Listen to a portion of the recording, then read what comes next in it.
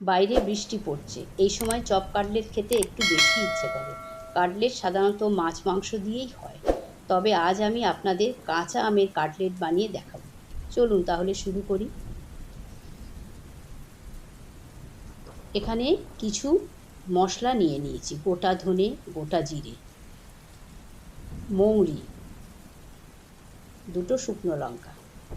এবার এটা একটুখানি ভেজে নেব আমি। ভাজা হয়ে গেছে, ওটা আমি গুঁড়ো করে নেব। কড়াতে আমি সাদা তেল দিয়ে দিলাম, তাতে আমি কাঁচা লঙ্কা কুচি দিয়ে দিলাম। কাঁচা লঙ্কাটা আমি একটু ভেজে নেব।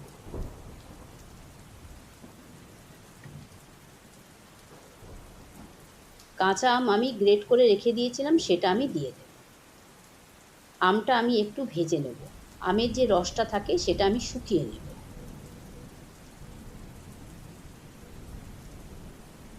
আলু আমি সেদ্ধ করে রেখেছিলাম, সেটা আমি দিয়ে দিলাম।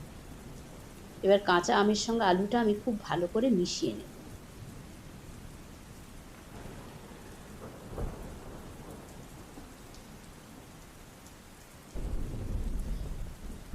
বিট লবণ আমি দিয়ে দিলাম। লেবুর রস দিয়ে দিলাম। যে মশলাটা আমি গুঁড়ো করে রেখেছিলাম সেটা আমি দিয়ে দিলাম।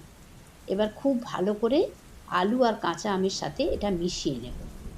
অনবরত আমি খুন্তি দিয়ে নাড়তে থাকব। গ্যাসের ফ্লেমটা অবশ্যই লোতে রাখতে হবে। এরপরে আমি ধনেপাতা কুচি দিয়ে দিলাম। ধনেপাতাটাও আমি খুব ভালো করে মিশিয়ে নেব। দেখুন আস্তে আস্তে কড়া থেকে ছেড়ে আসছে। দেখুন কড়া থেকে আমার খুব ভালো করে ছেড়ে আসছে, বুঝতে হবে পুরটা আমার রেডি। এবার আমি নামিয়ে নেব। একটা মিক্সিং বোলে আমি ময়দা নিয়ে নেব 4 চামচ।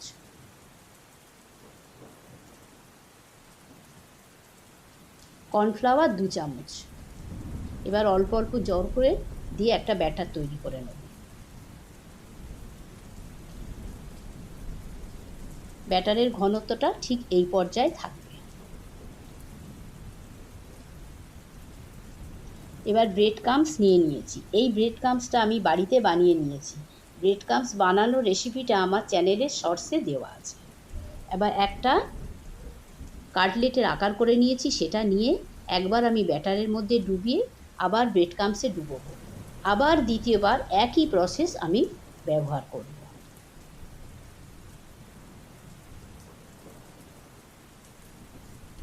তেল গরম হয়ে গেছে, আমি এবার এটা ভেজে নেব।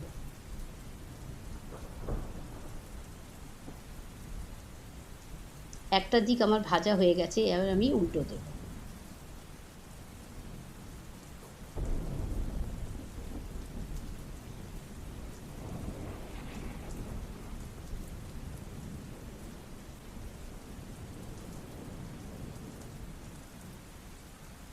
ভাজা হয়ে গেছে, আমি এবার তুলে নেব। ব্যাস, মুচমুচে কাটলেট আমার তৈরি। এবার আদা দিয়ে চা বানিয়ে তার সাথে কাটলেট নিয়ে জানালার ধারে বসে পড়ুন আর বাইরের বৃষ্টি উপভোগ করুন।